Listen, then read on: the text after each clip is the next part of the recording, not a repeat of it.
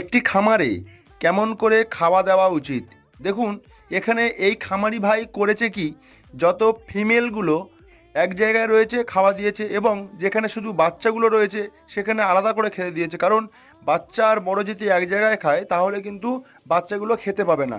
তাই জন্য কিন্তু বড় বাচ্চা আলাদা রেখেছে, এবং মেল যে আপনার খামারে মেলটা থাকবে সেটা সম্পূর্ণ কিন্তু আলাদাভাবে খেতে দিতে হবে। তার পরিচর্যা আলাদাভাবে না করলে কিন্তু সেই মেলের ক্ষমতা। অল্প খরচে একটা খামার তৈরি করতে চান, তাহলে দেখেন এই পদ্ধতিটা। এই খামারি ভাই তার নান্দা হিসেবে ব্যবহার করেছে তেলের ড্রাম।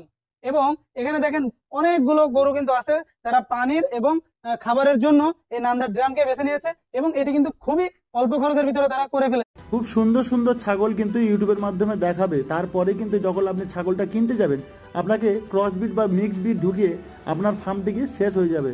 আপনি ছাগল চিনুন, বুঝুন, তারপরে কিন্তু এই সেক্টরে এসে সফলতার চিন্তা করুন বা একটা স্বপ্ন দেখুন। স্বপ্ন দেখতে আপনাকে কেউ আটকাচ্ছে না, কিন্তু আপনার স্বপ্ন ভেঙে দিতে পারে এমন কিছু দালাল বা ট্রেডার রয়েছে।